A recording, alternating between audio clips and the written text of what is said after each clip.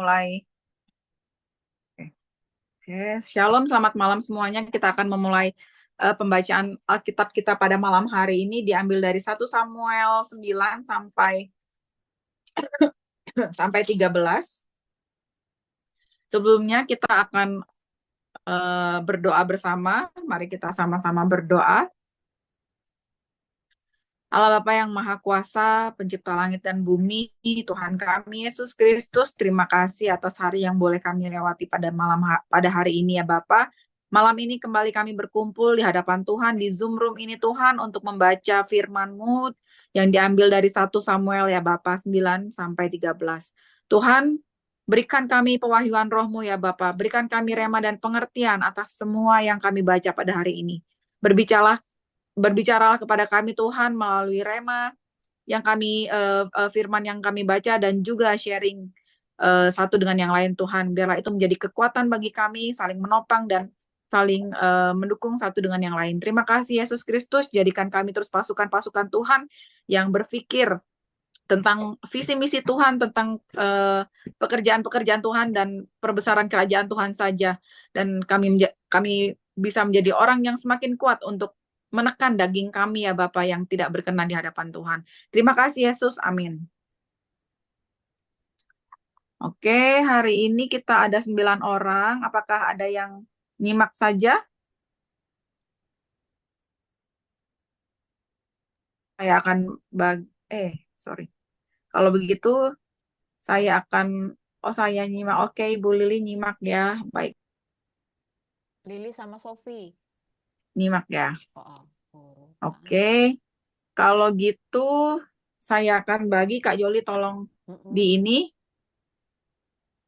Pertama Ibu Kak Lia Nababan. Yang kedua, iya aku buka dulu. Oke, yang pertama Kak Lia Nababan, Dorea, Kak Mensi, Kak Neti, Kak Ellen. Kak Mary, saya nyimak aja di jalan saya. Oh ya, oke. Kak Lia Nababan. Tadi Ibu Lili nyimak, Dorea, Ibu Neti, Ibu Ellen, Ibu Lingling, Joli, Kak Joli, baru saya. Nanti yang lain Kita nyusul. baca 1 Samuel apa ya? 9 ya. Samuel 9 sampai 13 kita baca 55 pasal deh. Ya. Baik. Oke, silakan Kak Lia. Demikian firman Tuhan, Saul diurapi menjadi raja. Pasal 9 ayat 1. Ada seorang dari daerah Benyamin, namanya Kis bin Abiel bin Zeror bin Behorat bin Afiah, seorang suku Benyamin, seorang yang berada. Orang ini ada anaknya laki-laki namanya Saul, seorang muda yang elok rupanya. Tidak ada seorang pun dari antara orang Israel yang lebih elok daripadanya. Dari bahu ke atas ia lebih tinggi daripada setiap orang sebangsanya. Kis, ayah Saul itu kehilangan keledai-keledai betinanya. Sebab itu berkatalah Kis kepada Saul, anaknya, ambillah salah seorang bujang, bersiaplah dan pergilah mencari keledai-keledai itu. Lalu mereka berjalan melalui pegunungan Efraim. Juga mereka berjalan melalui tanah Salisa, tetapi tidak menemuinya. Kemudian mereka berjalan melalui tanah Sahalim, tetapi keledai-keledai itu tidak ada. Kemudian mereka berjalan melalui tanah Benyamin, tetapi tidak menemuinya. Ayat 5, ketika mereka sampai ke tanah Zuf, berkatalah Saul kepada bujangnya yang bersama-sama dengan dia, mari kita pulang, nanti ayahku tidak lagi memikirkan keledai-keledai itu, tetapi khawatir mengenai kita. Amin. Ayat 6, tetapi orang ini berkata kepadanya, tunggu, di kota ini ada seorang abdi Allah, seorang yang terhormat, segala yang dikatakannya pasti terjadi. Marilah kita pergi ke sana sekarang juga. Mungkin ia dapat memberitahukan kepada kita tentang perjalanan yang kita tempuh ini. 7. Jawab Saul kepada bujangnya itu, tetapi kalau kita pergi, apakah yang kita bawa kepada orang itu, sebab roti di kantong kita telah habis, dan tidak ada pemberian untuk dibawa kepada abdi Allah itu. Apakah yang ada pada kita? Ayat 8. Jawab bujang itu pula kepada Saul, masih ada padaku 1/4 sikal perak, itu dapat aku berikan kepada abdi Allah itu, maka ia akan memberitahukan kepada kita tentang perjalanan kita. Ayat 9, dahulu di antara orang Israel, apabila seseorang pergi menanyakan petunjuk Allah, ia berkata begini, mari kita pergi kepada pelihat, sebab nabi yang sekarang ini disebutkan dahulu pelihat. Ayat 10, kemudian berkatalah Saul kepada bujangnya itu, pikiranmu itu baik, mari kita pergi. Maka pergilah mereka ke kota, ke tempat abdi Allah itu. Amin.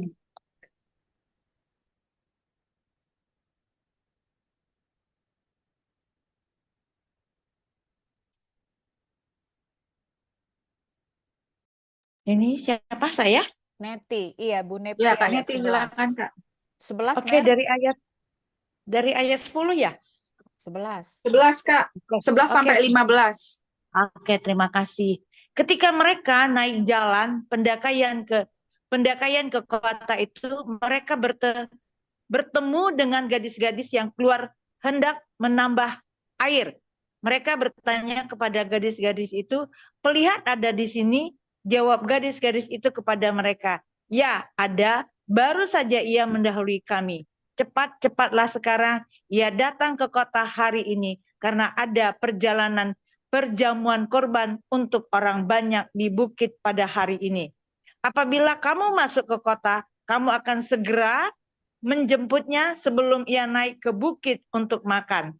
Sebab orang banyak itu tidak akan makan sebelum ia datang, karena dialah yang memberkati korban. Kemudian barulah para undangan makan.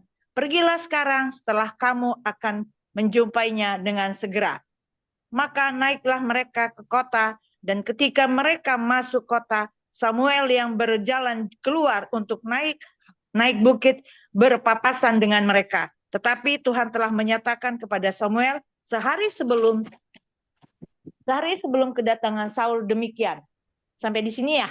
Iya, Oke, kasih, Kak. terima kasih. Tuhan berkati. Tuhan berkati. Ayat 16. Ayat 16. Besok kira-kira waktu ini aku akan menyuruh kepadamu seorang laki-laki dari tanah Benyamin. Engkau akan mengurapi dia menjadi raja atas umatku Israel. Dan ia akan menyelamatkan umatku dari tangan orang Filistin. Sebab aku telah memperhatikan sengsara umatku itu, karena teriakannya telah sampai kepadaku. Ayat 17, ketika Samuel melihat Saul, maka berfirmanlah Tuhan kepadanya, inilah orang yang kusebutkan kepadamu itu. Orang ini akan memegang tampuk pemerintahan atas umatku. 18, dalam pada itu Saul datang mendekati Samuel di tengah pintu gerbang dan berkata, maaf, di mana rumah pelihat itu? 19, jawab Samuel kepada Saul, katanya, akulah pelihat itu. Naiklah mendahului aku ke bukit. Hari ini kamu makan bersama-sama dengan daku. Besok pagi, aku membiarkan engkau pergi dan aku akan memberitahukan kepadamu segala sesuatu yang ada dalam hatimu. Ayat 20, adapun keledai-keledaimu yang telah hilang 3 hari lamanya sampai sekarang, janganlah engkau khawatir, sebab telah diketemukan. Tetapi siapakah yang memiliki segala yang diingini orang Israel? Bukankah itu ada padamu dan pada seluruh keluargamu? Amin. Ayat 21, tetapi jawab Saul, bukankah aku seorang suku Benyamin, suku yang terkecil di Israel? Dan bukankah kaumku yang paling hina dari segala kaum suku Benyamin? Mengapa Bapa berkata demikian kepadaku? Ayat 22, sesudah itu Samuel mengajak Saul dan bujangnya, dibawanya ke pendopo, dan diberikannya kepada mereka tempat utama di depan para undangan, yang banyaknya kira-kira 30 orang. 23, berkatalah Samuel kepada juru masak, berikanlah sekarang bagian yang kuberikan kepadamu tadi dengan pesan, simpanlah ini dahulu. Ayat 24, lalu juru masak itu menghidangkan paha dan apa yang termasuk ke situ dan meletakkannya ke depan Saul. Dan Samuel berkata, lihat, yang tinggal ini diletakkan ke depanmu. Makanlah, sebab telah disimpan bagimu untuk perayaan ini. Ketika aku berkata, aku telah mengundang orang banyak. Demikianlah pada hari itu Saul makan bersama-sama dengan Samuel. Sesudah itu, turunlah mereka dari bukit ke kota. Dan Samuel bercakap-cakap dengan Saul di atas soto. Amin. Aku ya. 26. Ya. Mereka bangun pagi-pagi dan ketika fajar menyingsing, Samuel memanggil Saul yang ada di atas soto itu. Katanya, bangunlah, aku akan menghantarkan engkau. Lalu Saul bangun dan mereka keduanya pergi keluar, yakni ia dan Samuel. 27. Ketika mereka turun sampai ke ujung kota, berkatalah Samuel kepada Saul, katakanlah kepada bujang itu, supaya ia pergi mendahului kita. Tetapi berhentilah engkau sebentar, maka aku akan memberitahukan kepadamu firman Allah. Pasal 10 ayat 1. Lalu Samuel mengambil buli-buli berisi minyak, dituangnyalah ke atas kepala Saul, diciumnyalah dia sambil berkata, bukankah Tuhan telah mengurapi engkau menjadi raja atas umatnya Israel? Engkau akan memegang tampuk pemerintahan atas umat Tuhan, dan engkau akan menyelamatkannya dari tangan musuh-musuh di sekitarnya. Inilah tandanya bagimu, bahwa Tuhan telah mengurapi engkau menjadi raja atas miliknya sendiri. Ayat 2, apabila engkau pada hari ini pergi meninggalkan aku, maka engkau akan bertemu dengan 2 orang laki-laki di dekat kubur Rahel, di daerah Benyamin, di Selzah. Mereka akan berkata kepadamu, keledai-keledai yang engkau cari itu bukan telah ditemukan, dan ayahmu tidak memikirkan keledai-keledai itu lagi, tetapi ia khawatir mengenai kamu. Katanya, apakah yang akan ku perbuat untuk anakku ini? Ayat 3, dari sana engkau akan berjalan terus lagi dan sampai ke pohon Tarbantin Tabor. Maka di sana engkau akan ditemui oleh 3 orang laki-laki yang naik menghadap Allah di Betel. Seorang membawa 3 ekor anak kambing, seorang membawa 3 ketul roti, dan yang lain sebuyur anggur. Amin. Bu Dedek, Bu Depe, sambung. Saya berarti ya. Iya, silakan Bude. Oke. Ayat 4, mereka akan memberi salam kepadamu dan memberikan kepadamu 2 ketul roti yang akan kau terima dari mereka. Ayat 5, sesudah itu engkau akan sampai ke Gibea Allah, tempat kedudukan pasukan orang Filistin. Dan apabila engkau masuk kota, engkau akan berjumpa di sana dengan serombongan nabi yang turun dari bukit pengorbanan dengan gambus, rebana, suling, dan kecapi di depan mereka. Mereka sendiri akan kepenuhan seperti nabi. Ayat 6, maka roh Tuhan akan berkuasa atasmu. Engkau akan kepenuhan bersama-sama dengan mereka dan berubah menjadi manusia lain. Ayat 7, apabila tanda-tanda ini terjadi padamu, lakukanlah apa saja yang didapat oleh tanganmu, sebab Allah menyertai engkau. Ayat 8, engkau harus pergi ke Gilgal mendahului aku, dan aku akan datang kepadamu untuk mempersembahkan korban bakaran dan korban keselamatan. Engkau harus menunggu 7 hari lamanya, sampai aku datang kepadamu dan memberitahu yang harus kau lakukan. Amin. 9. Sedang ia 9, 10, 11, 12, 13, 9 sampai 13. Sedang ia berpaling untuk pergi meninggalkan Samuel, maka Allah mengubah hatinya menjadi lain. Dan segala tanda-tanda yang tersebut itu terjadi pada hari itu juga. Ketika mereka sampai di Gibea dari sana, maka bertemulah ia dengan serombongan nabi. Roh Allah berkuasa atasnya dan Saul turut kepenuhan seperti nabi di tengah-tengah mereka. Dan semua orang yang mengenalnya dari dulu melihat dengan heran bahwa ia bernubuat bersama-sama dengan nabi-nabi itu. Lalu berkatalah orang banyak yang satu kepada yang lain, apakah gerangan yang terjadi dengan anak Kish itu? Apa Saul juga termasuk golongan nabi? Lalu seorang dari tempat itu menjawab, siapakah bapak mereka? Itulah sebabnya menjadi peribahasa, apa Saul juga termasuk golongan nabi? 13, setelah habis ia kepenuhan seperti nabi, pulanglah ia. Amin. Balik lagi aku ya, Mer. Iya, Kak. Nomor 14. Pasal 10 ayat 14. Dan paman Saul berkata kepadanya dan bujangnya, dari mana kamu? Jawabnya, mencari keledai-keledai itu. Tetapi ketika tidak terlihat, Maka kami pergi kepada Samuel. 15. Kemudian paman Saul itu berkata, coba ceritakan kepadaku apa yang dikatakan Samuel kepada kamu. Ayat 16. Kata Saul kepada pamannya itu, terus saja diberitahukannya kepada kami bahwa keledai-keledai itu telah diketemukan. Tetapi perihal menjadi raja yang telah dikatakan Samuel kepadanya tidak diceritakan kepadanya. Saul menjadi raja dengan undian. 17. Kemudian Samuel mengerahkan bangsa itu ke hadapan Tuhan di Mizpah. 18. Dan ia berkata kepada orang Israel itu, beginilah firman Tuhan Allah Israel. Aku telah menuntun orang Israel keluar dari Mesir dan telah melepaskan kamu dari tangan orang Mesir dan dari tangan segala kerajaan yang menindas kamu. Amin. Ayat 19. Tetapi sekarang kamu menolak Allahmu yang menyelamatkan kamu dari segala malapetaka dan kesusahanmu. Dengan berkata, tidak, angkatlah seorang raja atas kami, maka sebab itu berdirilah kamu di hadapan Tuhan menurut sukumu dan menurut kaummu. 20. Lalu Samuel menyuruh segala suku Israel tampil ke muka, maka didapati suku Benyamin. 21. Sesudah itu disuruhnyalah suku Benyamin tampil ke muka menurut kaum keluarganya, maka didapati kaum keluarga Matri. Akhirnya disuruhnyalah kaum keluarga Matri tampil ke muka seorang demi seorang, maka didapati Saul bin Kis. Tetapi ketika ia dicari, ia tidak diketemukan. 22. Sebab itu ditanyakan pula lah kepada Tuhan, apa orang itu juga datang kemari? Tuhan menjawab, sesungguhnya ia bersembunyi di antara barang-barang. 23. Berlarilah orang ke sana dan mengambilnya dari sana. Dan ketika ia berdiri di tengah-tengah orang-orang sebangsanya, ternyata ia dari bahu ke atas lebih tinggi daripada setiap orang sebangsanya. Amin.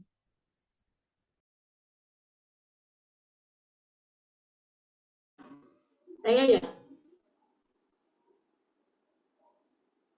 Oke, saya Bu. Iya, Bu Neti, betul. Oke, ya 24. Dari Samuel, dan Samuel berkata kepada seluruh bangsa itu, kamu lihatkah orang yang dipilih Tuhan itu? Sebab tidak ada seorang pun yang sama seperti dia di antara seluruh bangsa itu. Lalu bersoraklah seluruh bangsa itu, demikian hidup raja. Kemudian Saul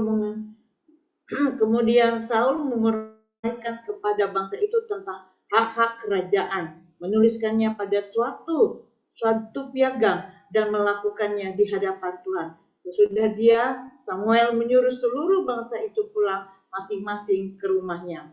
Saul pun pulang ke rumahnya ke Gibea dan bersama-sama dengan dia ikut pergi orang-orang gagah perkasa yang hatinya telah digerakkan Allah. Tetapi orang-orang bersila berkata, masakan orang itu dapat menyelamatkan kita? Mereka menghina dia dan tidak membawa persembahan kepadanya, tetapi ia pura-pura tuli.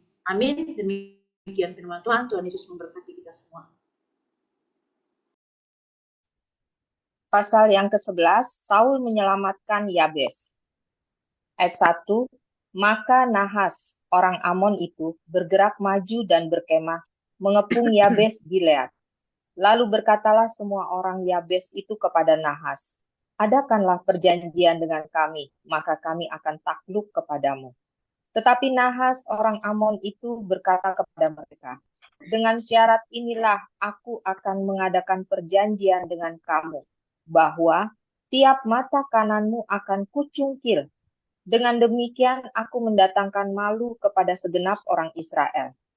Ayat 3, para tua-tua Yabes berkata kepadanya, berilah kelonggaran kepada kami 7 hari lamanya, supaya kami mengirim utusan ke seluruh daerah Israel.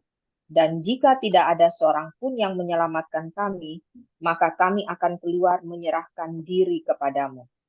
Ayat 4, ketika para utusan itu sampai di Gibea Saul dan menyampaikan hal itu kepada bangsa itu, menangislah bangsa itu dengan suara nyaring.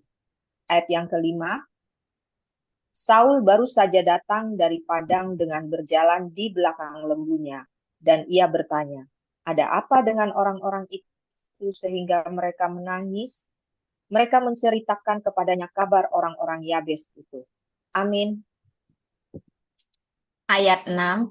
Ketika Saul mendengar kabar itu, maka berkuasalah roh Allah atas dia, dan menyala-nyalalah amarahnya dengan sangat.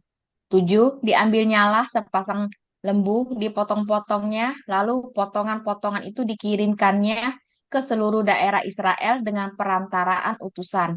Pesannya, siapa yang tidak maju mengikuti Saul dan mengikuti Samuel, lembu-lembunya akan diperlakukan juga demikian. Lalu Tuhan mendatangkan ketakutan kepada bangsa itu, sehingga majulah mereka serentak. Ketika Saul memeriksa barisan mereka di Besek, maka ada 300.000 orang Israel dan 30.000 orang Yehuda. Ayat 9, kepada para utusan yang datang itu dikatakan, beginilah kamu katakan kepada orang Yabes Gilead, besok pada waktu panas teriknya matahari akan datang bagimu penyelamatan. Ketika para utusan kembali dan memberitahukan hal itu kepada orang-orang Yabes, bersukacitalah mereka. Ayat 10, lalu orang-orang Yabes itu berkata kepada Nahas, besok kami akan keluar menyerahkan diri kepadamu, maka bolehlah kamu lakukan terhadap kami apapun yang kamu pandang baik. Amin. 11. Keesokan harinya Saul membagi rakyat itu menjadi 3 pasukan. Mereka itu masuk ke tengah-tengah perkemahan musuh pada waktu kawal pagi dan memukul kalah orang-orang Amon sebelum hari panas. Dan terserak-seraklah orang-orang yang lolos itu, sehingga di antara mereka tidak ada tinggal 2 orang bersama-sama. 12. Lalu berkatalah bangsa itu kepada Samuel, siapakah yang berkata, masakan Saul menjadi raja atas kita? Serahkanlah orang-orang itu supaya kami membunuhnya. 13. Tetapi kata Saul, pada hari ini seorang pun tidak boleh dibunuh, sebab pada hari ini Tuhan telah mewujudkan keselamatan kepada Israel. 14. Dan Samuel berkata kepada bangsa itu, marilah kita pergi ke Gilgal dan membaharui jabatan raja di sana. 15. Lalu pergilah seluruh bangsa itu ke Gilgal dan menjadikan Saul raja di sana di hadapan Tuhan di Gilgal. Dan mereka mempersembahkan di sana korban keselamatan di hadapan Tuhan. Dan bersukarialah di sana Saul dan semua orang Israel dengan sangat. Amin. Bu Dede silahkan. Ya, 1 Samuel 12 ayat 1 sampai 5. Samuel minta diri dari bangsa itu. 1. Berkatalah Samuel kepada seluruh orang Israel, telah kudengarkan segala permintaanmu yang kamu sampaikan kepadaku dari seorang raja, dan seorang raja telah kuangkat atasmu. 2. Maka sekarang raja itulah yang menjadi pemimpinmu, tetapi aku ini telah menjadi tua dan beruban. Dan bukankah anak-anakku laki-laki ada di antara kamu? Akulah yang menjadi pemimpinmu dari sejak mudaku sampai hari ini. Di sini, 3, di sini aku berdiri. Berikanlah kesaksian menentang aku di hadapan Tuhan dan di hadapan orang yang diurapinya. Lembu siapakah yang telah kuambil? Keledai siapakah yang telah kuambil? Siapakah yang telah kuperas? Siapakah yang telah kuperlakukan dengan kekerasan? Dari tangan siapakah telah kuterima sogok, sehingga aku harus tutup mata? Aku akan mengembalikannya kepadamu. Ayat 4. Jawab mereka, engkau tidak memeras kami, dan engkau tidak memperlakukan kami dengan kekerasan, dan engkau tidak menerima apa-apa dari tangan siapapun. 5.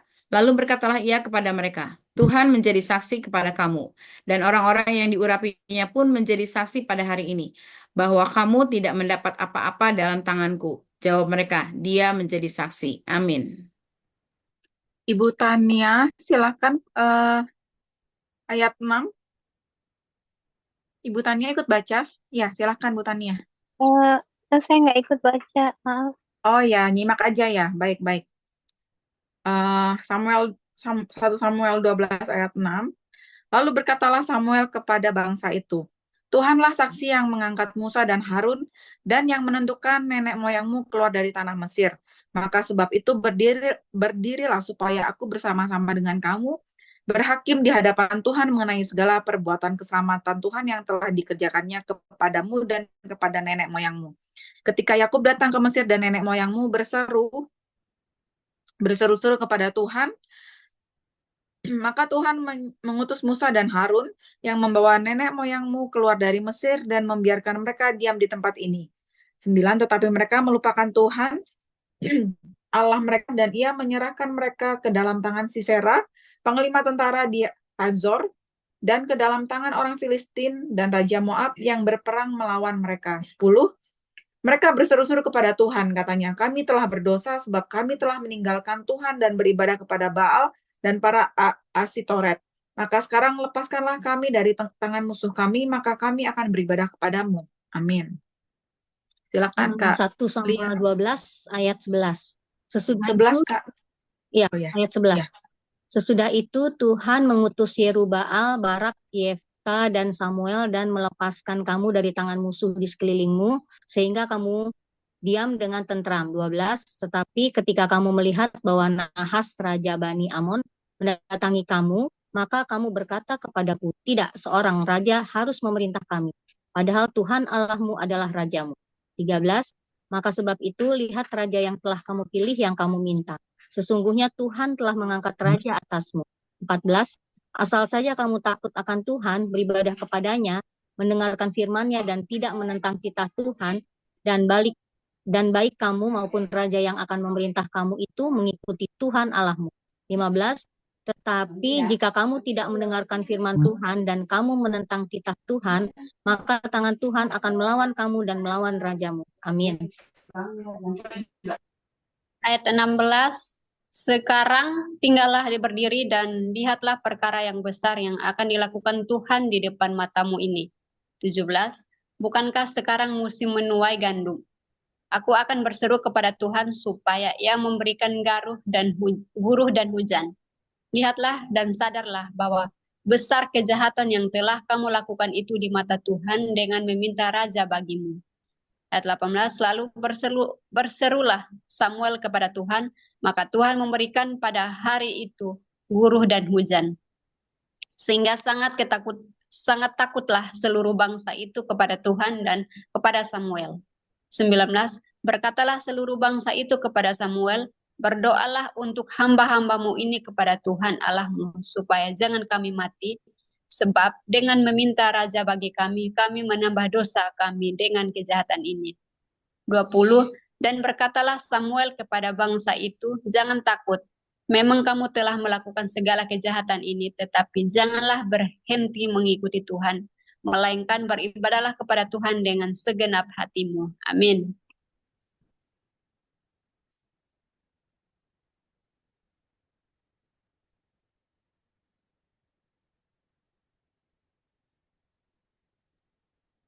Kak Neti ya. Ya, Kak Neti. Silakan.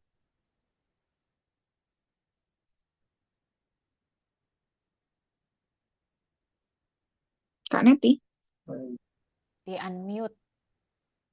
Di unmute dulu.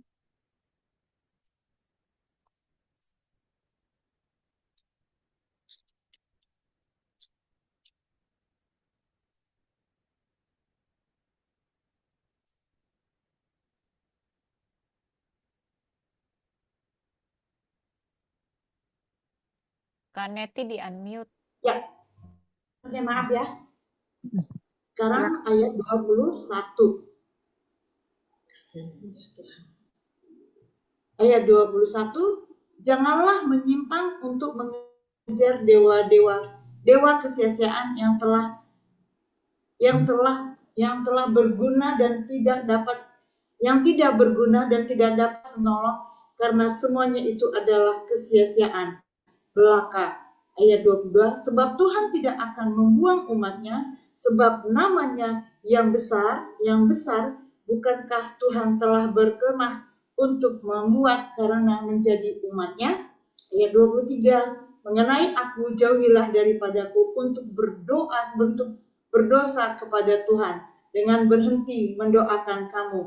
Aku akan mengajarkan kepadamu jalan yang baik dan lurus.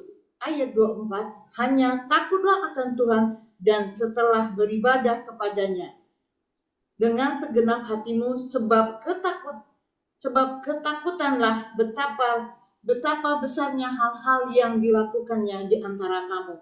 25, tetapi jika kamu harus berbuat jahat, maka kamu akan dilenyapkan, baik kamu maupun rajamu itu. Amin. Ibu-ibu, maaf, ini lampu saya ini nggak apa banget, nggak terang banget, jadi kayak anak kecil bacanya, maaf ya. Nggak apa-apa, Bu. Silakan. Silakan Tante Ellen. Ya.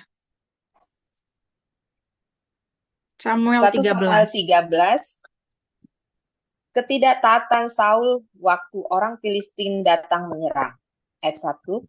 Saul berumur sekian tahun ketika ia menjadi raja. 2 tahun ia memerintah atas Israel. 2. Saul memilih 3.000 orang dari antara orang Israel. 2.000 orang ada bersama-sama dengan Saul di Mikmas dan di pegunungan Betel. Sedang 1.000 orang ada bersama-sama dengan Yonatan di Gibea, Benyamin. Tetapi selebihnya dari rakyat itu disuruhnya pulang masing-masing ke kemahnya. Ayat 3, Yonatan memukul kalah pasukan pendudukan orang Filistin yang ada di Geba, dan hal itu terdengar oleh orang Filistin. Karena itu Saul menyuruh meniup sangkakala di seluruh negeri. Sebab pikirnya biarlah orang Ibrani mendengarnya. Ayat 4, demikianlah seluruh orang Israel mendengar kabar bahwa Saul telah memukul kalah pasukan pendudukan orang Filistin, dan dengan demikian orang Israel dibenci oleh orang Filistin. Kemudian dikerahkanlah rakyat itu untuk mengikuti Saul ke Gilgal. Ayat 5, adapun orang Filistin telah berkumpul untuk berperang melawan orang Israel. Dengan 3.000 kereta, 6.000 orang pasukan, berkuda dan pasukan berjalan kaki sebanyak pasir di tepi laut. Mereka bergerak maju dan berkemah di Mikmas, di sebelah timur Bet Awen. Amin. Ayat 6, ketika dilihat orang-orang Israel bahwa mereka terjepit, sebab rakyat memang terdesak, maka larilah rakyat bersembunyi di gua, keluk batu, bukit batu, liang batu, dan perigi. Ayat 7, malah ada orang Ibrani yang menyeberangi arungan sungai Yordan menuju Tanah Gad dan Gilead. Sedang Saul masih di Gilgal dan seluruh rakyat mengikutinya dengan gemetar. Ayat 8, ia menunggu 7 hari lamanya sampai waktu yang ditentukan Samuel. Tetapi ketika Samuel tidak datang ke Gilgal, maka mulailah rakyat itu berserak-serak meninggalkan dia. Ayat 9, sebab itu Saul berkata, bawalah kepadaku korban bakaran dan korban keselamatan itu. Lalu ia mempersembahkan korban bakaran. 10, baru saja ia habis mempersembahkan korban bakaran, maka tampaklah Samuel datang. Saul menyongsongnya untuk memberi salam kepadanya. Amin. 11, tetapi kata Samuel, apa yang telah kau perbuat? Jawab Saul, karena aku melihat rakyat itu berserak-serak meninggalkan aku, dan engkau tidak datang pada waktu yang telah ditentukan, padahal orang Filistin telah berkumpul di Mikmas. 12, maka pikirku sebentar lagi orang Filistin akan menyerang aku di Gilgal, padahal aku belum memohon belas kasihan Tuhan. Sebab itu aku memberanikan diri, lalu mempersembahkan korban bakaran. 13, kata Samuel kepada Saul, perbuatanmu itu bodoh. Engkau tidak mengikuti perintah Tuhan Allahmu yang diperintahkannya kepadamu. Sebab sedianya Tuhan mengokohkan kerajaanmu atas orang Israel untuk selama-lamanya. 14, tetapi sekarang kerajaanmu tidak akan tetap. Tuhan telah memilih seorang yang berkenan di hatinya, dan Tuhan telah menunjuk dia menjadi raja atas umatnya, karena engkau tidak mengikuti apa yang diperintahkan Tuhan kepadamu. 15, kemudian berangkatlah Samuel dan pergi dari Gilgal ke Gibean Benyamin. Tetapi Saul memeriksa barisan rakyat yang ada bersama-sama dengan dia itu. Kira-kira 600 orang banyaknya. Amin. Ayat yang ke-16, Saul dan Yonatan, anaknya, dan rakyat yang ada bersama-sama dengan mereka tinggal di Geba Benyamin. Sedang orang Filistin berkemah di Mikmas. 17, maka keluarlah orang-orang penjara dari perkemahan orang Filistin dalam 3 gerombolan. Gerombolan yang satu mengambil jalan ke Ofra, ke daerah Shual. 18, gerombolan yang kedua mengambil jalan ke Bet-Horon, dan gerombolan yang satu lagi mengambil jalan ke perbatasan yang menghadap ke lembah Zeboim. arah ke padang gurun. 19. Seorang tukang besi tidak terdapat di seluruh negeri Israel, sebab orang Filistin berkata, jangan-jangan orang Ibrani membuat pedang atau tombak. 20. Jadi semua orang Israel harus pergi kepada orang Filistin untuk mengasah mata bajaknya, beliungnya, kapaknya, atau aritnya masing-masing. Amin. Baik. Saya ya. Oke.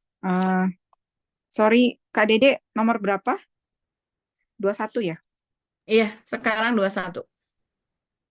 Oke, sebentar ya. 21. Adapun adapun bayarannya ialah 2/3 shikal untuk mata bajak dan beliung, dan 1/3 shikal untuk mengasah kapak dan untuk memasang kuas. Sehingga pada hari pertempuran itu sebilah pedang atau lembing pun tidak terdapat pada seluruh rakyat yang ada bersama Saul dan Yonatan. Tetapi Saul dan Yonatan anaknya itu masih mempunyainya. Kepahlawanan Yonatan. 23. Dan suatu pasukan pengawal orang Filistin telah keluar ke perlintasan gunung di Mikmas. Amin. Oke, kita akan sama-sama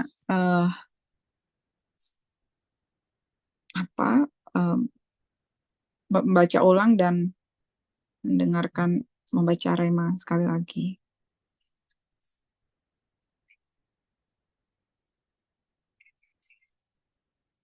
Ya.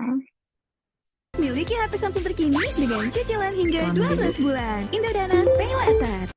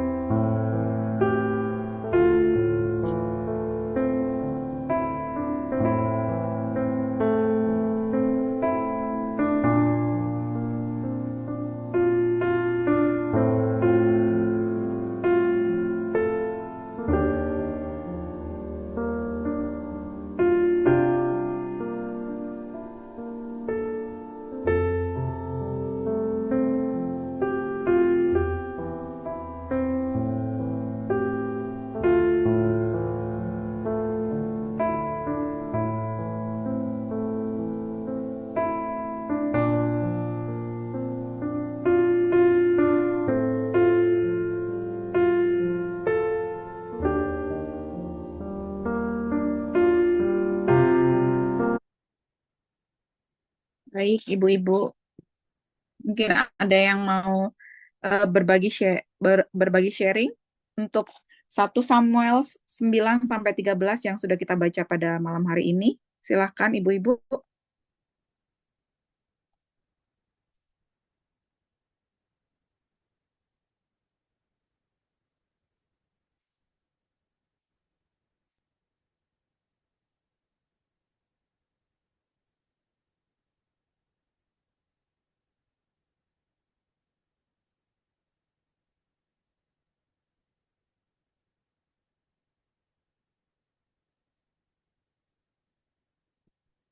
Silahkan Ibu-ibu, apakah ada tema yang mau diberikan? Masih baca ulang. Oh, masih baca ulang. Oke. Saya mungkin mau berbagi rema sedikit ya. Sebentar. Mana tadi? Oke. Saya izin berbagi rema ya. Jadi tadi ada beberapa rema yang saya dapat begitu kan di 1 Samuel 10. Saya tadi dapat rema di 1 Samuel 10 bagaimana Samuel itu berkata kepada Saul ketika nanti di perjalanan, Saul, kalau engkau berjumpa di sana dengan rombongan nabi yang turun dari bukit pengorbanan, 1 Samuel 10 ayat 5 itu. Yang turun dari bukit pengorbanan dengan gambus, rebana, suling, dan kecapi di depan mereka, mereka sendiri akan kepenuhan seperti nabi. Maka roh Tuhan akan berkuasa atasmu, engkau akan dipenuhi bersama-sama dengan mereka dan berubah menjadi manusia lain. Lakukanlah apa saja yang didapat oleh tanganmu, sebab Allah menyertai engkau. Jadi, jadi rema yang saya dapat, bagaimana sebenarnya lingkungan kita itu mengimpartasi kita gitu. Lingkungan kita itu betul-betul akan membentuk kita, mengimpartasi kita. Dalam hal ini, bagaimana Saul itu, ketika dia bertemu dengan rombongan nabi, rombongan nabi, berada di tengah-tengah rombongan nabi, dia pun juga mengalami impartasi kenabian itu, kayak gitu. Walaupun pada akhirnya kita juga tahu mengingat kisah hidupnya Saul, ketika urapannya itu hilang, ya semua sirna aja kayak gitu. Dalam arti ketika dia ada ketidaktaatan, tadi juga di ayat yang ke-13 itu sempat juga dia bagaimana tidak taat sama Tuhan, ketidaktaatan Saul waktu orang Filistin datang menyerang. Saul ini juga kayak ketidaktaatannya Saul ini, bagaimana di akhir kisah hidupnya dia tidak taat, dia juga kayak ada eksistensinya juga sebagai raja itu terganggu sehingga ia membenci Daud pada akhirnya itu yang membuat urapan Tuhan itu dan roh Tuhan itu pergi daripadanya kayak gitu kan. Jadi walaupun itu jadi pengingat juga buat kita, yang buat saya sebenarnya bagaimana lingkungan kita ini benar-benar mempengaruhi kita, mengimpartasi kita. Kita mau seperti apa, visi misi kita mau seperti apa, dan misalnya kita udah ada visi misi, ini konteksnya adalah tentang pelayanan, bicara tentang Tuhan. Ketika kita bicara tentang visi misi Tuhan, kita memang betul-betul harus berada di lingkungan yang satu visi misi dengan kita, agar kita kalau ngomong itu nyambung kayak gitu kan. Tetapi ditambah lagi ya kita juga sebagai manusia, sebagai pribadi manusia, itu ya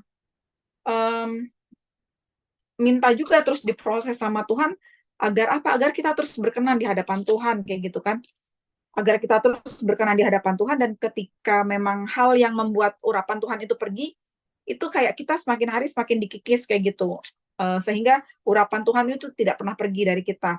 Nah, rema yang berikutnya yang saya dapat itu ialah bagaimana Saul, ya ayat 13 tadi tentang ketidaktaatan Saul waktu orang Filistin datang menyerang, itu saya dapat rema di yang 14, tetapi sekarang kerajaanmu tidak akan tetap. Tuhan telah memilih seorang yang berkenan di hatinya, dan Tuhan telah menunjuk dia menjadi raja atas umatmu, karena engkau tidak mengikuti apa yang diperintahkan Tuhan kepadamu. Jadi di sini saya melihat bagaimana Tuhan itu juga mau menunjukkan kepada umat manusia melalui Saul di konteks ini tentang ketegasan Tuhan ketika memang benar-benar kita itu tidak mengikuti apa yang diperintahkan Tuhan, Tuhan itu akan bertindak tegas. Dalam hal ini, Tuhan itu langsung kayak menunjuk, ya ini, Tuhan telah memilih seseorang, langsung. Tuhan telah memilih seseorang yang berkenan di hatinya. Dan Tuhan telah menunjuk dia menjadi raja atas umatnya, karena engkau tidak mengikuti apa yang diperintahkan pada Tuhan. Jadi Tuhan itu kayak langsung menunjukkan, dia adalah Allah yang tegas kayak gitu. Itu aja. Terima kasih ibu-ibu. Apakah ada yang memberikan rema lagi ibu-ibu atas pembacaan kita hari ini? Terima kasih. Silahkan.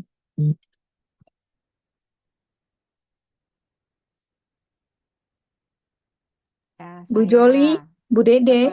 Saya, Ya, Bu. silakan. Saya Bu Mary. Bu Mary. Ya. Ya, kalau saya di 1 Samuel 12 ayat 20 dan 22 ya, saya bacakan. Dan berkatalah Samuel kepada bangsa itu, jangan takut. Memang kamu telah melakukan segala kejahatan. Mana tadi? Memang kamu telah melakukan segala kejahatan ini, tetapi janganlah berhenti mengikuti Tuhan, melainkan beribadahlah kepada Tuhan dengan segenap hatimu. Lalu di 22, sebab Tuhan tidak akan membuang umatnya, sebab namanya yang besar. Bukankah Tuhan telah berkenan untuk membuat kamu menjadi umatnya? Gitu ya, saya lewati 21 itu mengenai menyimpang untuk mengejar dewa. Jadi memang kita jangan disuruh menyimpang. Tetapi saya mau mengatakan bahwa di sini Tuhan kita adalah Tuhan yang setia gitu ya. Jadi Tuhan kita adalah Tuhan yang setia. Di ketidaksetiaan kita ya, ketika kita menyimpang, melakukan segala kejahatan, begitu ya, dia tetap setia gitu. Walaupun sudah berulang-ulang ya umat Israel ini dikasih nasihat untuk jangan menyimpang, tetapi itu tadi ya, berulang-ulang mereka menyimpang, berulang-ulang mereka melakukan kejahatan terhadap Tuhan, tetapi Allah tetap setia. Bahkan dia katakan di situ di ayat 22 ya kan, bukankah Tuhan telah berkenan untuk membuat kamu menjadi umatnya? Seperti itu ya. Jadi kalau misalnya Tuhan memilih kita karena perbuatan baik, ya kan mungkin kita akan takut gitu ya. Kita takut sama Tuhan.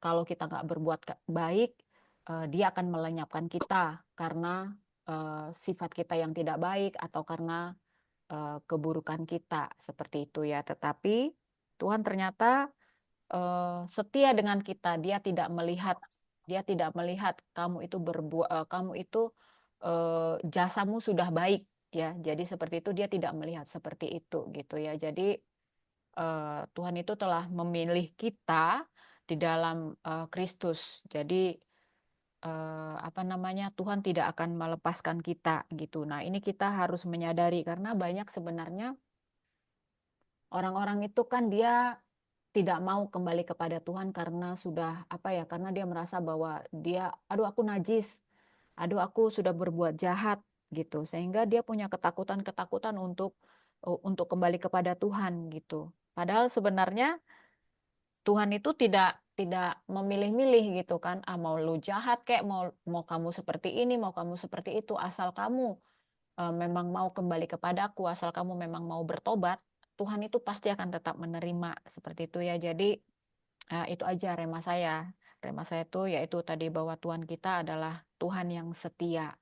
Di dalam ketidaksetiaan kita, dia selalu Allah yang setia, yang membuat kita menjadi terus umatnya seperti itu. Itu aja Bu Mary, terima kasih. Iya, terima kasih banyak Bu Joli atas remanya. Ada yang mau memberikan rema kembali, teman-teman, Ibu, Bapak, Saya Ibu? mencoba. Saya lucu aja dengarnya, Bu Joli, Bu Mary. Maksudnya Bu Joli ngomong ke Bu Mary ya, pada adik kakak. Ya udah nggak apa-apa. Silakan, Bu DP. Oke, saya mau bagiin dari 1 Samuel 13 Kak Mary ya. Sama ya Kak Mary aja sama Kak Joli aja ya. Ya, Dek Mary, Dek Mary. Oh, Dek Mary. Oke. Di sini dikatakan kan Saul berumur sekian tahun ketika ia menjadi raja. Tadi saya sempat searching, sebenarnya Saul tuh berumur berapa tahun sih, tapi memang nggak disebutin sih. Hanya memang Saul itu memerintah selama kurang lebih 18 tahun. Cuma di sini ada yang lucu ya. Kita lihat di ayat yang ketiganya, di ayat 1 Samuel 13 ayat 3. Yonatan memukul kalah pasukan pendudukan orang Filistin yang ada di Geba, dan hal itu terdengar oleh orang Filistin. Karena itu Saul menyuruh meniup sangkakala di seluruh negeri, sebab pikirnya, biarlah orang Ibrani mendengarnya. Ini agak menggelitik gitu ya. Jadi kan sebenarnya ada unsur dalam tanda kutip ya, Saul itu istilahnya ingin menyombongkan Iya. diri. Yonatan kan anaknya ya. Nah, unsur inilah yang akhirnya dipakai oleh si jahat. Dikatakan di ayat keempat, ini saya baru kebukaan nih sekarang. Selama ini kan saya baca aman-aman aja gitu, tapi pas di sini iya benar ya, selain dosa yang apa namanya, dia mempersembahkan korban, di sini juga ternyata diawali dengan kesombongan.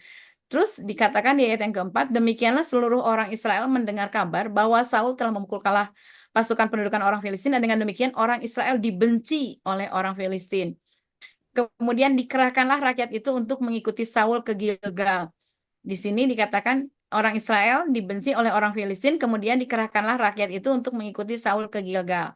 Nah, kalau kita perhatikan lagi di sini, adapun orang Filistin telah berkumpul. Jadi saya tadi sempat berpikir begini, hati-hati kalau ada niat hati yang sombong di dalam diri kita, itu udah menjadi apa ya, benih dari si jahat untuk akhirnya serangan itu masuk gitu ke kita. Ini yang harus saya waspadai sebagai pribadi ya. Kemudian di sini dikatakan ketika dilihat orang Israel bahwa mereka terjepit sebab rakyat memang terdesak. Jadi dari kesombongan itu muncul serangan, dan serangan itu membuat akhirnya orang-orang Israel itu terpecah-pecah, dan bahkan ini dikatakan malah ada orang Ibrani yang menyeberangi arungan sungai Yordan menuju tanah Gad dan Gilead. Gad itu kan tempat orang-orang Filistin berada gitu. Sedangkan Saul masih di Gilgal dan seluruh rakyat mengikutinya dengan gemetar. Kebayang ya. Saya ngebayangin, mengimajinasikan posisi Saul pada waktu itu, kemudian posisi rakyat pada waktu itu akibat dari niatnya sombong itu ya.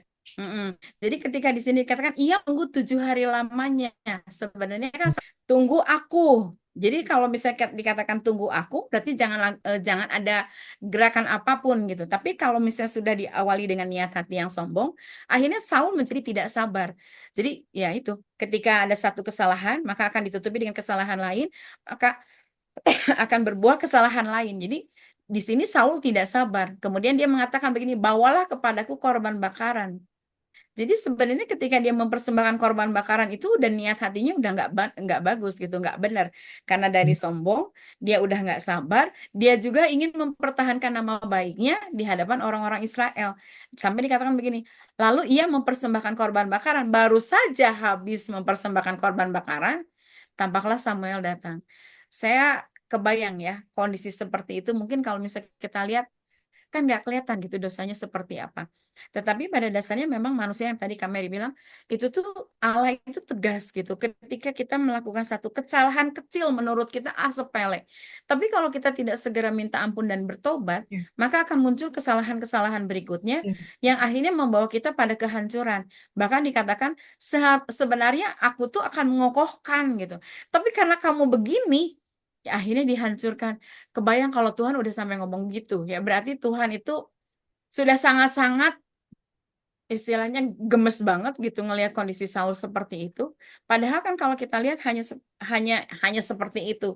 Tapi di mata Tuhan itu nggak begitu gitu. Karena kan dia mendapatkan pengurapan. Kalau dia mendapatkan pengurapan, harusnya dia jalan dalam pengurapan itu sendiri. Sementara ketika dia dalam posisi pengurapan, dia muncul yang namanya egosentris, yang namanya keinginan diri sendiri, yang namanya ingin dia dan keluarganya itu diakui oleh Israel sampai akhirnya menimbulkan kebencian. Saya hanya berpikir begini, jujur ya, kadang-kadang saya suka mikir, aduh Tuhan, jangan-jangan hari ini saya udah buat kesalahan besar. Aduh, jangan-jangan hari ini saya udah muncul niat atau sombong. Jadi makanya kita benar-benar perlu banget waspada, perlu banget rendah hati, perlu banget menjadi orang yang humble. Makanya disebutin ya, kamu adalah hamba. Hamba itu humble gitu. Yesus tuh nggak begitu. Yesus itu selalu dia di bawah gitu, nggak pernah dia ke atas gitu, meskipun dia tahu dirinya adalah Tuhan yang turun ke dunia dan mengosongkan dirinya. Nah, Saul itu kan manusia biasa yang waktu dia dilantik itu dia dalam kondisi takut gitu, makanya dia sampai ngumpet gitu di antara barang-barang.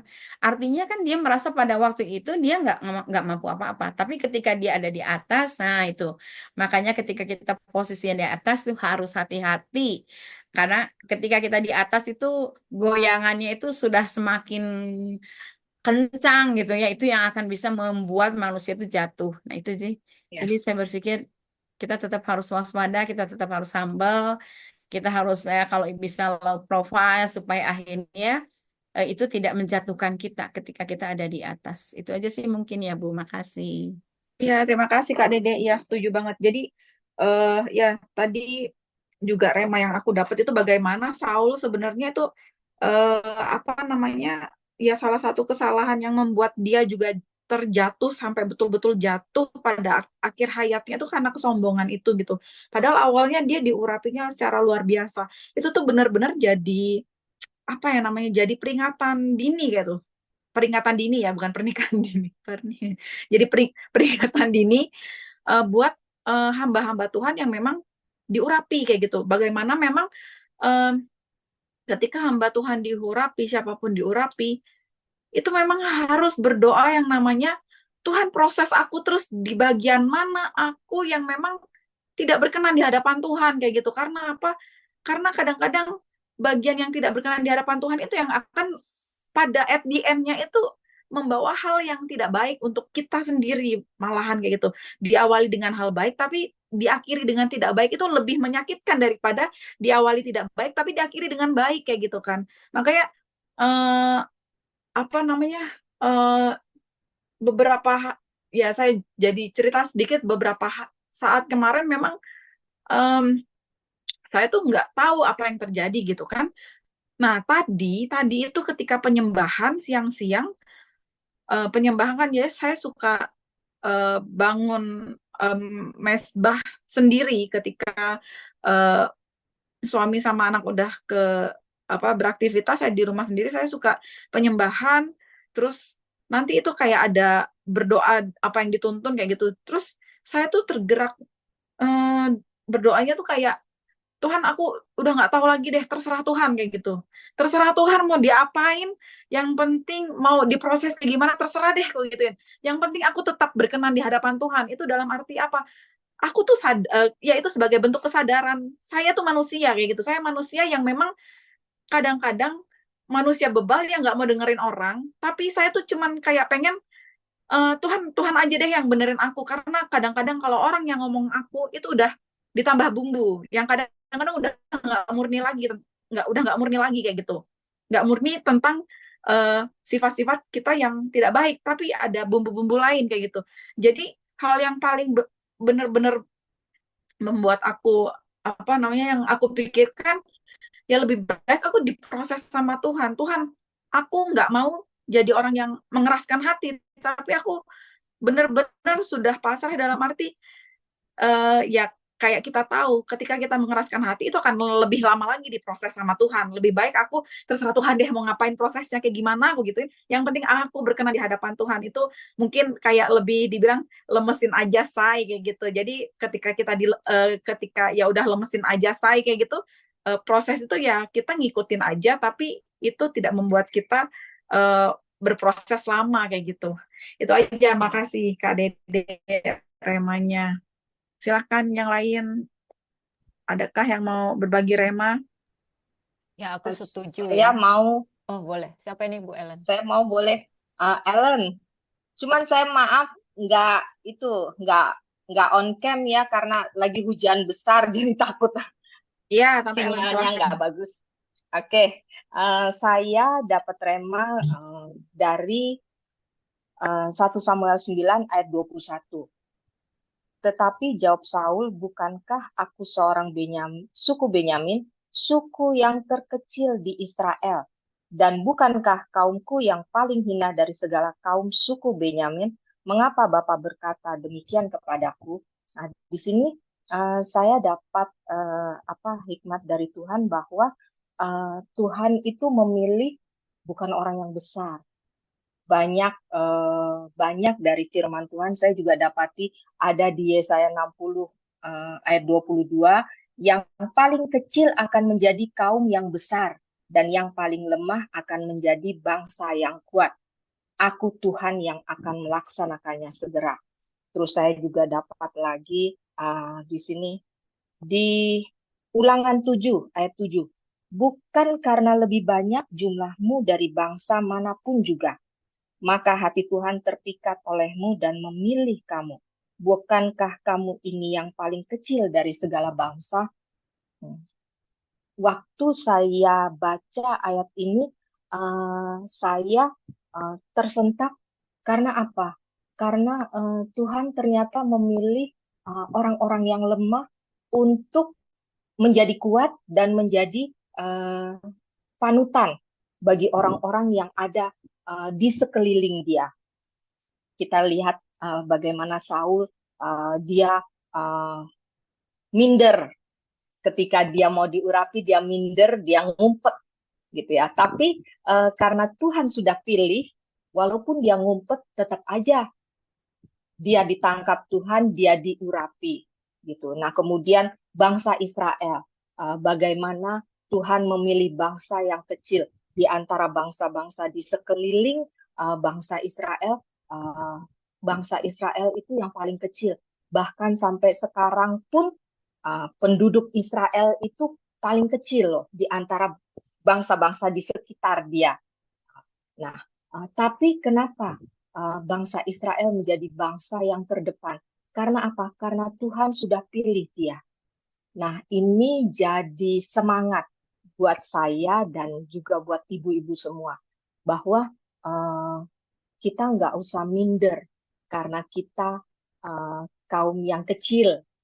Kita nggak usah minder karena kita di antara lingkungan kita mungkin kita yang lebih lemah gitu. Kita nggak usah minder di antara teman-teman komunitas kita yang punya pokoknya kita yang paling yang kalau ini underdog gitu ya. Kita nggak usah minder. Karena apa? Karena Tuhan punya rencana buat kita masing-masing. Dan rencana Tuhan itu kalau Tuhan sudah tangkap kita, Tuhan sudah mau pakai kita, siapa yang bisa lawan kita? Karena Tuhan ada di depan kita. Itu rema yang saya dapat gitu. Dan dari tadi Ibu Dede, Ibu Joli, sama Kak Mary sampaikan juga bahwa kalau kita sudah dipilih, kita jangan sombong, gitu. Tapi kita tetap melekat sama Tuhan. Kalau kita melekat sama Tuhan, Tuhan akan pakai kita lebih luar biasa lagi. Itu rema yang saya dapatkan. Terima kasih, Tuhan berkati. Saya Terima nyambung kasih. ya. Saya nyambung dulu, Mer. Ya, Ini silakan. mengenai kemarin waktu kami pelayanan di penjara di sini perempuan. Ini tentang Bu Sofi sih sebenarnya ya. Ya saya tidak mau menyebut siapapun mereka gitu ya mengenai Sofi ya. Tetapi kita ketahui bersama bahwa memang kan Sofi sedang belajar begitu ya. Tetapi saya sendiri merasa bahwa begini, apa ya, kita tidak perlu menjadi hakim bagi manusia mengenai iman seseorang, itu cukup kita sendiri dan Tuhanlah gitu ya. Nah, persoalan mengenai masa lalu, dosa yang belum beres, tidak beres, itu persoalan orang tersebut juga dengan Tuhan. Kita tidak boleh menghakimi seseorang bahwa ini begini, enggak. Nah, saya tidak selalu melepas hal itu, bahwa setiap orang selalu harus ada kesempatan. Dan puji syukur ya, waktu itu memang dengan Sophie nih ada dia itu waktu itu memang ada sedikit kebimbangan karena metode yang kami akan buat waktu untuk karena saya kan background profesional saya kan juga sebenarnya kan adalah seorang trainer. Jadi saya punya metode-metode kan sebenarnya ketika melakukan semacam kayak training segala macam. Nah, kemarin itu saya membuat satu metode baru memang di lapas perempuan itu, dan salah satunya adalah menyebar perempuan-perempuan di sana yang isinya 40 ya. Di sana wanita binaannya 40 dengan kasus narkoba dan kekerasan di dalam anak dan usaha pembunuhan terhadap orang tua di sana. Nah, itu metodenya kan kita buat, saya sudah rancang di awal bahwa metodenya itu saya buat menyebar setelah renungan firman. Nah, perlu ada pendamping atau pendoa. Nah, di situ kita kan kekurangan tenaga tuh ceritanya, tenaga atau pendoa. Terus saya bilang, Sophie, kamu harus berani. Walaupun kamu mengatakan masih begini, ada yang bilang Sophie itu belum siap begini. Saya tanggalkan itu semua, ya. Karena apa? Setiap orang pasti dipakai Tuhan untuk pelayanan, dan saya merasa bersyukur ya bahwa Sophie bisa menangani wanita binaan di lapas itu di bawah usia 30 ya Sophie ya. Jadi kemarin Sophie melayani sekitar 8 atau berapa sih Sophie? 9-10 ya. Dengan wanita-wanita yang di lapas di bawah usia 30 seperti itu. Dan Sophie sendiri mendapat berkat akhirnya seperti itu kan.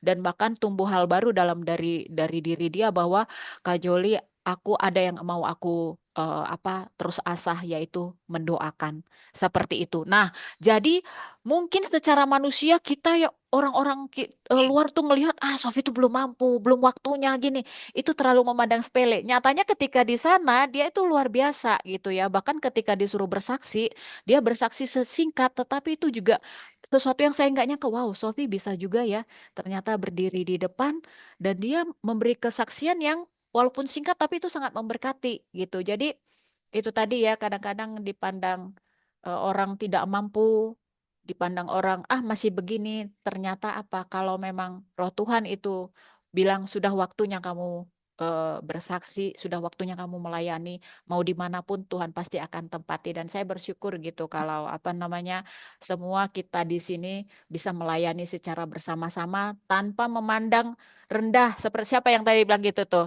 Jangan pernah Bu Dede kan, Bu Depe ya, jangan pernah memandang rendah siapapun dia. Seperti itu, karena setiap orang itu pasti dipakai oleh Tuhan. Kalau memang hatinya sudah waktunya melayani, maka dia akan dilayani. Itu luar biasa. Kemarin Sophie itu menurut saya luar biasa seperti itu, dan tumbuh menjadi semangat yang baru, berapi-api. Itu karena memang diberi kesempatan. Kita harus selalu memberi kesempatan kepada setiap orang untuk bertumbuh dan melayani, bahkan berbuah. Itu aja, terima kasih Sophie, semangat, hebat, luar biasa. Luar bioskop nih Kak Sophie, dan kesaksiannya ya luar biasa banget, betul-betul. Kadang-kadang sebenarnya yang menghambat itu ialah yaitu nubuatan-nubuatan orang. Itu malah menghambat sebenarnya. Ya, yang sebenarnya bisa maju. Tapi ketika kita memang sebenarnya itu adalah yang seperti kita tahu sebenarnya itu bukan mungkin ya, itu saya yakini adalah pekerjaan kuasa kegelapan yang memang berusaha untuk mengintimidasi dan membatasi kita kayak gitu lewat orang lain yang bernubuat tadi. Kita quote on quote ya nubuatnya ya, bukan nubuat dari Tuhan loh kita bilang itu. Nah, kayak gitu. Jadi maksudnya kayak gini ya, kita jangan pernah membatasi kuasa Tuhan. Kuasa Tuhan itu bisa bekerja lewat siapapun sambil orang itu berproses juga menjadi bejana yang memang sesuai dengan kehendak Tuhan. Sepanjang kita pun ini juga mau diproses sama Tuhan, karena kita tahu sendiri kita juga bukan orang-orang yang sempurna gitu kan.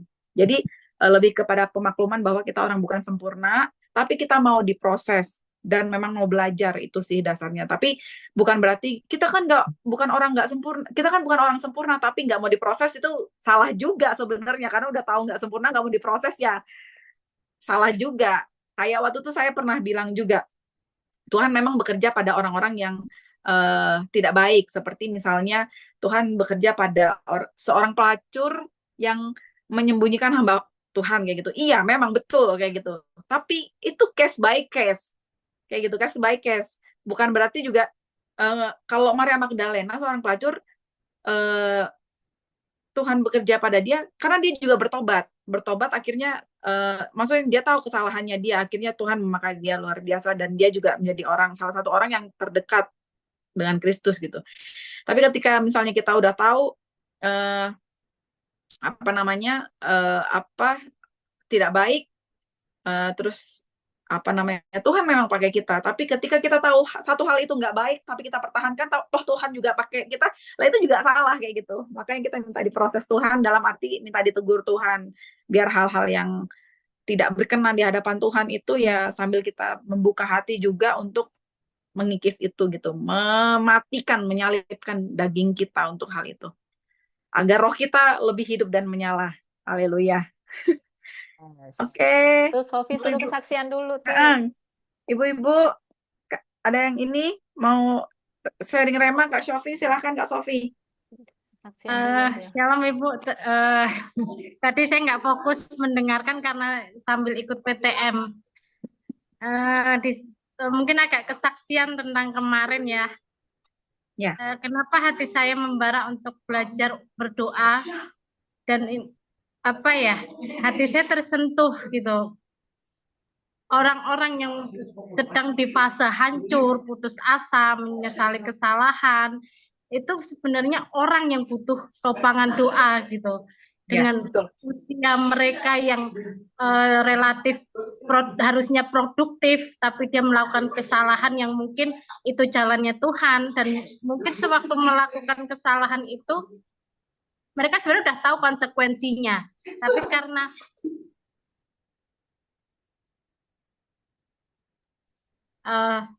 mereka sebenarnya sudah tahu konsekuensinya, tapi karena problematika trauma, luka batin yang mengantarkan mereka untuk melakukan hal-hal tersebut gitu, karena keputusasaan itu.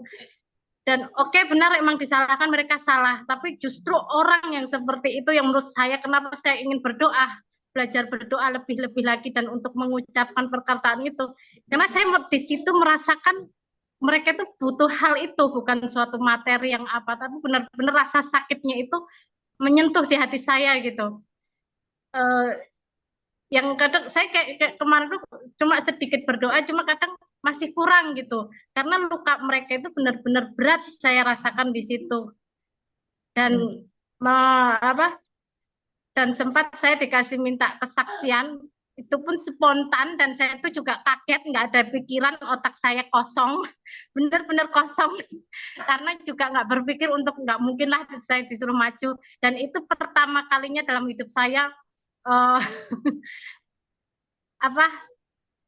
berbicara di depan umum pakai mic itu, tapi karena kekuatan Tuhan dan kebesaran Tuhan, walaupun sedikit, puji Tuhan ada satu ayat yang Tuhan kasih untuk saya berdiri di situ untuk saya sampaikan, ayat yang Mazmur pasar 118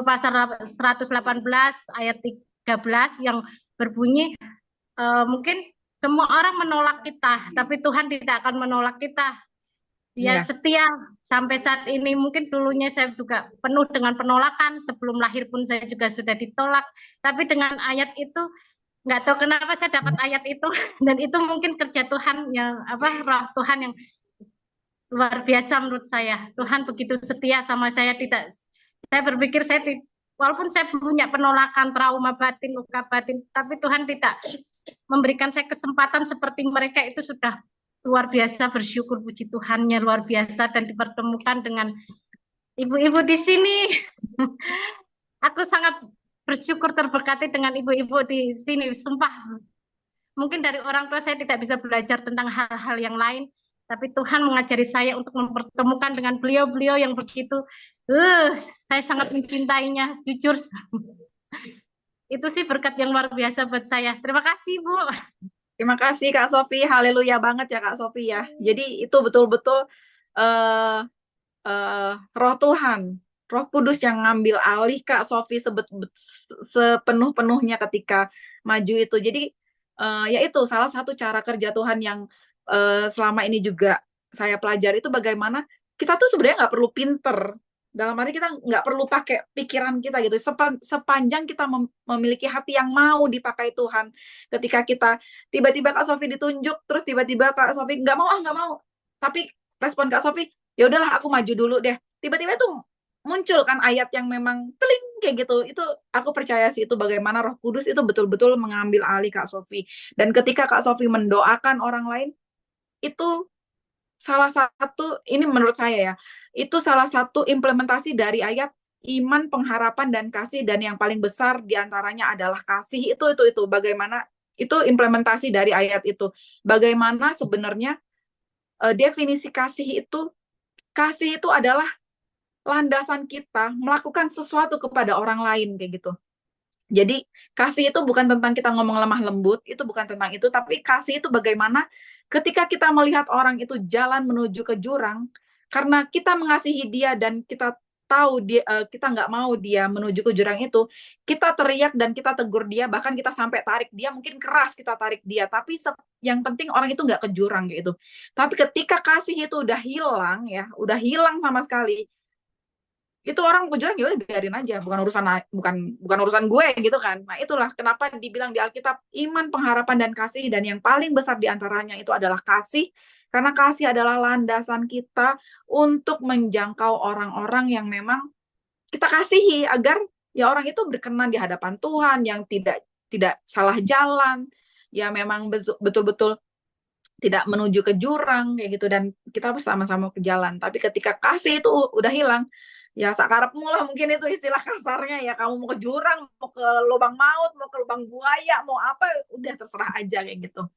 Ya, terima kasih banyak Kak Sofi atas kesaksiannya, memberkati banget, luar biasa cara kerja Tuhan yang luar biasa dirasakan oleh Kak Sofi. Ibu-ibu, ada lagi sebelum kita selesaikan pembacaan kitab kita, karena ini sudah jam 8:30, sudah 1,5 jam kita ibu-ibu. Saya ambil waktu sedikit ya. Boleh, Kak Neti, kalau boleh sekalian, Kak Neti ini apa namanya, memberi rema, sekalian nanti doa penutup ya Kak. Oke. Nanti ada beberapa hal yang akan titip doa, sekalian Kak Neti doa penutup. Ya silakan Kak. Ini satu panggilan, bagiannya Tuhan menyelesaikan tugas Tuhan. Itu saya ambil dari pola berpikir. Bagian Tuhan menyelesaikan, mengurapi si Saul, ya kan? Nah, bagian Saul harusnya menyelesaikan apa yang Tuhan percayakan. Tapi tanda kutipnya di tengah jalan karena dia sombong, akhirnya dia jatuh, ya. Akhirnya dia jatuh, lalu dengan kejatuhan dosa yang dia perbuat, ya yang titiknya tidak bagus. Ya, makanya firman Tuhan, setiap orang yang mengandalkan kekuatannya, dia akan binasa. Nah, itu adalah satu kerjasama yang harusnya kita respon. Nah, saya setuju dengan Ibu Mary, kasih. Saya disentuh kasih Bapa, saya seperti ini. Walaupun tanda kutip banyak pergumulan sampai hari ini, tapi kasih Bapa itu menyentuh saya. Jadi pada waktu saya usaha, waktu itu tengah hari, saya disuruh Tuhan, ayo kamu pulang ke rumah. Saya nurut, saya nggak ngerti Tuhan mau nyuruh apa. Lalu dikasih Tuhanlah firman rema. Siapa yang kuutus aku? Wow, begitu Tuhan kasih rema, saya bilang Tuhan, ini aku. Ini aku Tuhan, persiapkan jalan yang Engkau mau. Itu saya waktu itu usahanya lagi bendera. Terus udah selesai doa, saya ada berapa? Udah 1 jam apa 2 jam ya, saya ngobrol sama Roh Kudus. Terus saya bilang gini, Roh Kudus, saya itu sebetulnya orang mau bisnis gitu. Tapi ya terserah Tuhan, asal jangan Tuhan tinggalkan aku ya. Jalannya waktu 1 tahun, 3 tahun, saya jatuh bangkrut. Waktu jatuh bangkrut, Saya bilang sama Tuhan, Tuhan aku tidak sedih, tapi mampukan aku bersyukur kepadamu. Waktu aku mampukan bersyukur, Bapak Ibu, itu air mata hanya jatuh mengucap syukur. Nah, itu banget ya. Waktu saya di titik nol itu banget. Tapi satu, Tuhan mampukan aku bersyukur. Pada waktu aku bersyukur, Tuhan buat begini dalam hati saya. Masihkah engkau menyenangkan hatiku? Tuhan, lanjutkanlah apa yang engkau mau. Asal saja jangan tinggalkan kasih-Mu, jangan tarik kasih dari hidupku. Nah, ini singkat ceritanya. Jadi pada awal pelayanan juga saya itu belepotan. Tapi karena kasih Bapa dan aku respon dengan kasih Tuhan itu nyambung. Terus oh iya Tuhan, terbuka gitu.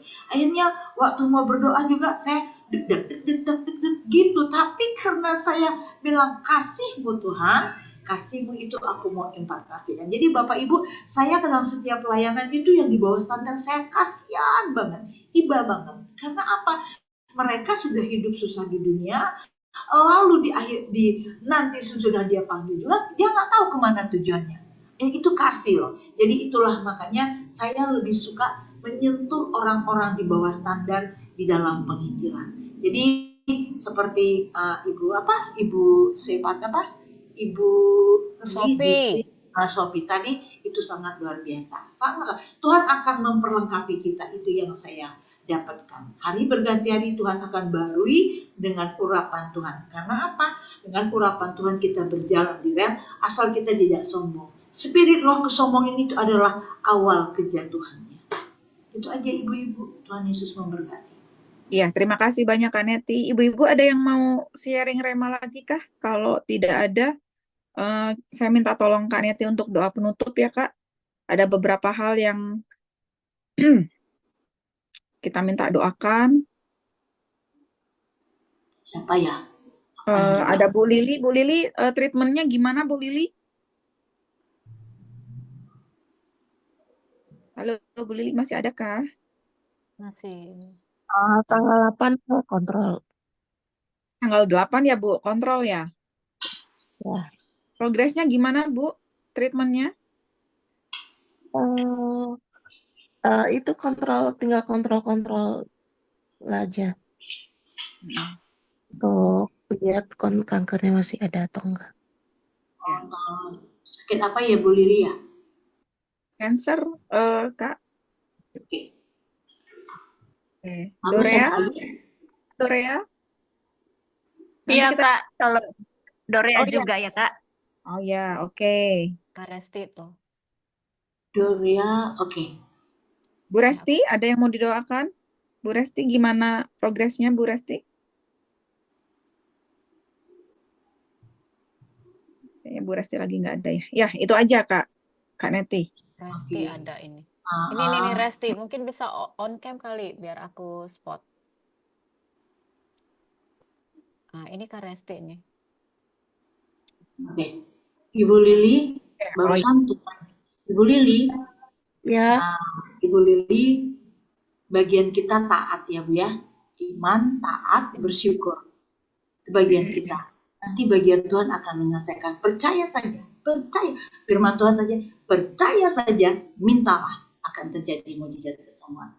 Sama Tuhan itu nggak ribet-ribet, asal hati kita aja yang tulus.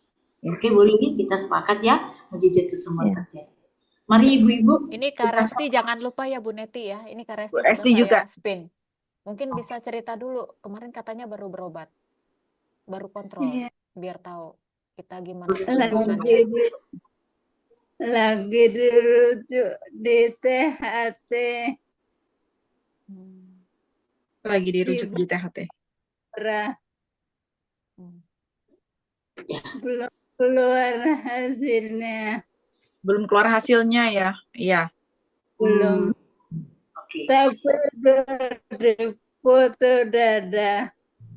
Batanku ini di foto. Udah lab. Sudah lab, sudah foto dada juga ya Bu Resti ya? Iya. Kita berdoa terjadi pemulihan juga untuk Bu Resti. Pemulihan fisik, psikis, psikologis. Bu Resti, Tuhan bilang cukuplah karena kasih anugerah. Jadi jangan takut ya. Cukuplah karena kasih anugerah. Kita semua ini hidup karena anugerah, bukan karena apa-apa. Oke, mari kita sepakat ibu-ibu, kita satukan hati kita di dalam supranatural kita terjadi mujizat. Ya, buat ibu-ibu semua yang di sini, terutama mereka yang mengalami terobosan-terobosan. Oke, kita sepakat. Yarata kasehirita kosikina hayala bakura patikiraba. Dibase kinato kurita pateki papura palabayaraba. Terima kasih Roh Kudus, terima kasih Roh Kudus, Engkau berdaulat atas pribadi kami masing-masing. Terima kasih Roh Kudus, hadirlah terus dalam hidup kami. Engkau terus yang mengajari kami, Engkau terus yang membimbing kami, Engkau terus yang melayakkan kami, Engkau juga yang membuat kami merdeka. Kemerdekaan itu sudah terjadi 2000 tahun yang lalu. Terjadi Bapa, dan kami imani, kami terima, kami mengalami terobosan.